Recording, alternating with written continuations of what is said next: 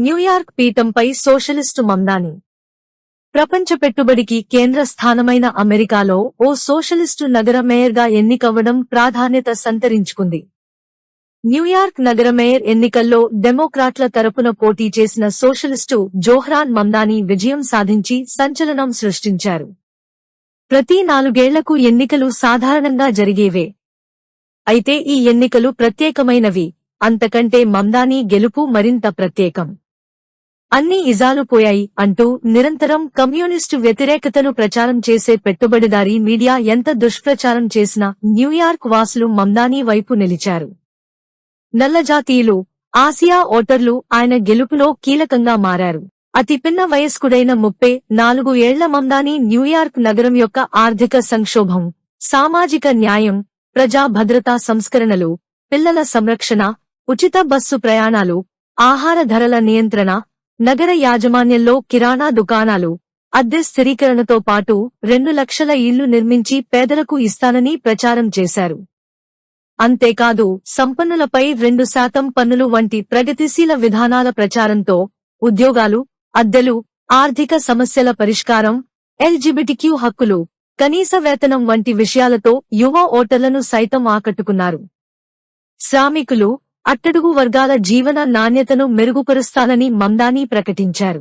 నగర మేయర్గా ఎన్నికైన మొదటి ఇండో-అమెరికన్ గా, మొదటి ముస్లింగా, మొదటి సోషలిస్టుగా మమ్దానీ చరిత్ర సృష్టించారు. విజయం సాధించిన అనంతరం మమ్దానీ మాట్లాడుతూ, నేను పెద్దవాడిని కావడానికి ఎంత ప్రయత్నించినా మీ ముందు చిన్నవాడినే. నేను ముస్లింను, అంతకు మించి డెమోక్రటిక్ సోషలిస్టుని అని ప్రకటించారు. న్యూయార్క్ నగరం వలసదారుల నగరం. వారితోనే నిర్మించబడిన నగరం. వలసదారులచే శక్తి పొందుతున్న నగరం.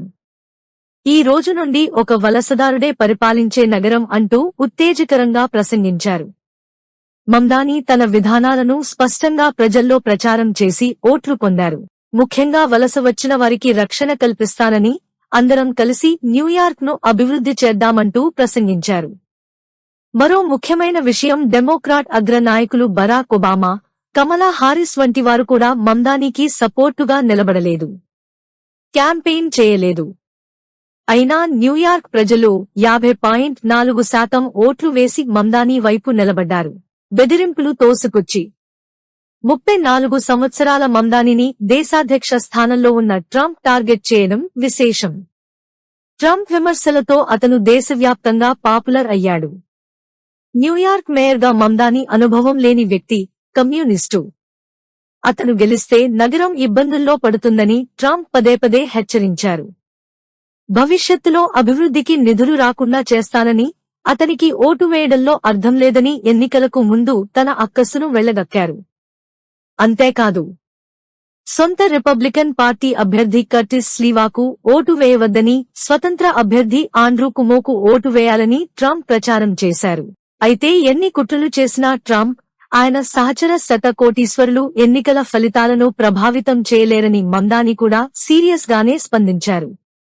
న్యూయార్క్ నగరంలో సమస్యలను పరిష్కరించడానికి స్పష్టమైన ప్రణాళిక రూపొందించి మమ్దానీ ప్రచారం చేశారు.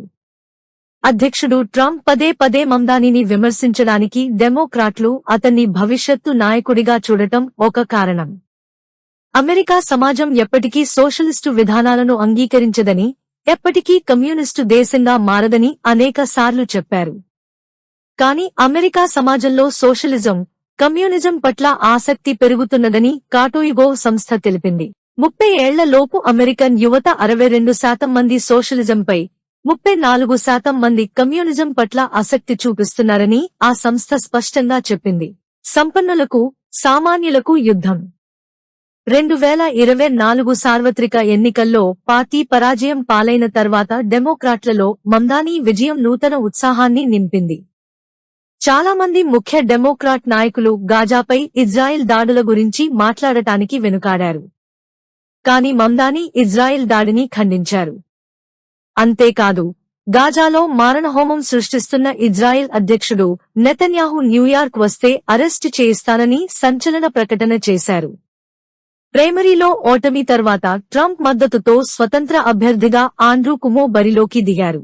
ఒకప్పుడు రాజకీయాల్లో ప్రముఖంగా నిలిచిన కుమో అంతర్జాతీయ క్రిమినల్ కోర్టు ఐసిసి లో యుద్ధనేర ఆరోపణలను ఎదుర్కొంటున్న ఇజ్రాయెల్ ప్రధానమంత్రి బెంజమిన్ నెతన్యాహును సమర్థించారు. మమ్దానీ ఆర్థిక ఎజెండాలో సంవత్సరానికి $1 మిలియన్ కంటే ఎక్కువ సంపాదించే ధనవంతులపై 2% నగర ఆదాయ పన్ను, కార్పొరేట్ పన్ను రేట్లను పెంచడం ముఖ్యమైనది. దీన్ని కుమో వ్యతిరేకించారు. వలసదారులకు రక్షణ కల్పిస్తానని మమ్దానీ ప్రచారం చేయగా కుమో మాత్రం ట్రంప్ ప్రకటించిన make America great again (MAGA) ను విస్తృతంగా ప్రచారం చేశారు. అంతేకాదు, మమ్దానీని ఓడించడానికి పెట్టుబడిదారులంతా ఒక్కటే దాదాపు $22 మిలియన్ల ఖర్చు చేశారు. ట్రంప్, ఎలాన్ మస్క్లు కుమో గెలుపు కోసం రంగంలోకి దిగారు.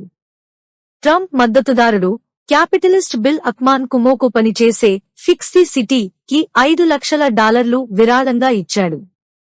నగర సంపన్న వర్గమంతా ఏకమైంది. దీంతో మేయర్ ఎన్నికలు సంపన్నులకు, సామాన్యులకు మధ్య యుద్ధంగా మారిపోయాయి. అమెరికాకు వలస వచ్చిన ఆసియా వాసుల పట్ల వివక్ష చూపుతూ వీరు తినడానికి, ఇతర పనులకు చేతిని ఉపయోగిస్తారని సోషల్ మీడియాలో విష ప్రచారం చేశారు. భోజనం చేస్తున్న మమ్దానీ ఫోటో పోస్ట్ చేసి హేళన చేశారు. ఇంత చేసినా న్యూయార్క్ ప్రజలు మమ్దానీని ఎన్నుకున్నారు. ట్రంప్ వలస విధానాలు, టారిఫ్ల యుద్ధం, వీసా ఆంక్షలతో పాటు ఆర్థిక వ్యవస్థ షట్ డౌన్ తో అమెరికన్లు విసిగిపోయారు. ఇటీవల ట్రంప్ను వ్యతిరేకిస్తూ నో కింగ్స్ పేరుతో దేశవ్యాప్తంగా 70 లక్షల మంది రోడ్లపైకి వచ్చిన సంగతి తెలిసిందే. ట్రంప్ రాజు కాదు, మేము నిరంకుశత్వాన్ని అంగీకరించబోం అంటూ నినదించారు. ఈ ఉద్యమాల వెనక కమ్యూనిస్టులున్నారని స్పీకర్ మైక్ జాక్సన్ విమర్శించారు. అమెరికాలో నిరుద్యోగం, పేదరికం పెరిగిపోతున్నాయని పలు నివేదికలు తెలుపుతున్నాయి. అతి పెద్ద నగరమైన న్యూయార్క్లో మమ్దానీ గెలుపు అమెరికాలో సరికొత్త రాజకీయ పరిణామాలకు సూచిక. వైరాము. Welcome to our YouTube channel. Don't forget to like, subscribe and share the videos.